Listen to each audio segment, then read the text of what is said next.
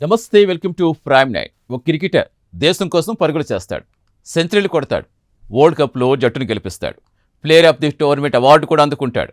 కానీ కొన్ని రోజులయ్యాక అదే ఆటగాడు డ్రెస్సింగ్ రూమ్లో కూర్చుని మ్యాచ్ మొత్తం బెంచ్పై గడపాల్సి వస్తే అది కేవలం దురదృష్టమా, లేక సెలక్షన్లో జరుగుతున్న అన్యాయమా?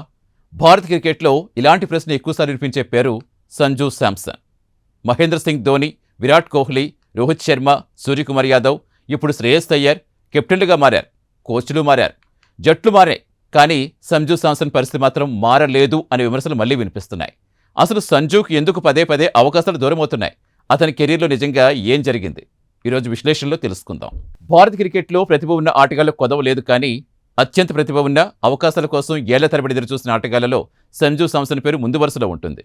కేరళ నుంచి వచ్చిన ఈ వికెట్ కీపర్ బ్యాటర్ దేశవాళీ క్రికెట్లో ఐపీఎల్లో అద్భుత ప్రదర్శనలు చేసిన టీమిండియాలో మాత్రం స్థిరమైన స్థానం సంపాదించలేకపోయాడు. 2015లో జింబాబ్వేపై అజింక్య రహానే కెప్టెన్సీలో సంజు అంతర్జాతీయ క్రికెట్లో అడుగుపెట్టాడు. ఆ మ్యాచ్లో 19 పరుగులు చేశాడు, అంతే. ఆ తర్వాత మరో మ్యాచ్ ఆడేందుకు ఏకంగా 5 ఏళ్లు వేచి చూడాల్సి వచ్చింది. ఈలోపు ఐపీఎల్లో మెరిశాడు, దేశవాళీ క్రికెట్లో పరుగులు వరద పారించాడు. అయినా జాతీయ జట్టు తలుపులు మాత్రం తెలుసుకోలేదు. ఆ సమయంలో భారత్ టాప్ ఆర్డర్లో రోహిత్ శర్మ, విరాట్ కోహ్లీ, శిఖర్ ధావన్ లాంటి వారు ఉన్నారు.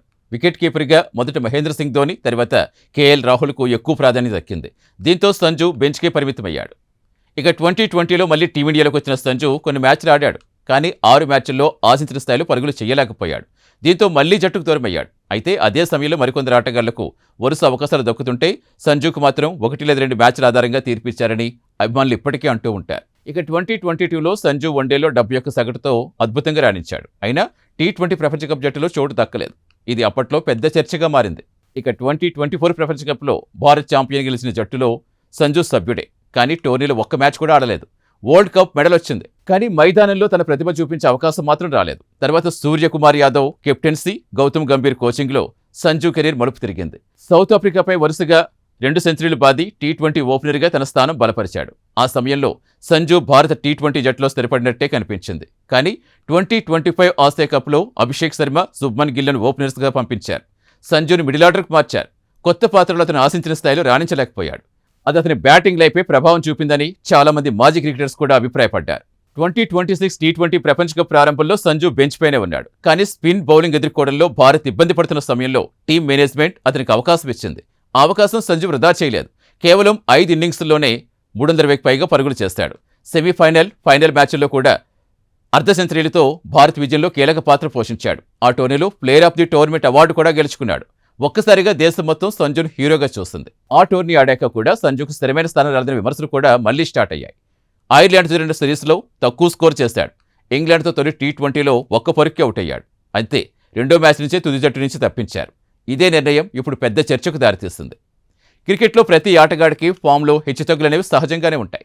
రోహిత్ శర్మ, విరాట్ కోహ్లీ, కేఎల్ రాహుల్, రిషబ్ పంత్ ఎందరో స్టార్ ప్లేయర్స్ మంచి ఫామ్లో లేకపోయినా వరుస అవకాశాలు పొందారు. కానీ సంజు విషయంలో మాత్రం 1 లేదా 2 మ్యాచ్లే అతని భవిష్యత్ నిర్ణయిస్తున్నాయని అభిమానులంతా సోషల్ మీడియాలో తీవ్ర అసంతృప్తి వ్యక్తం చేస్తున్నారు.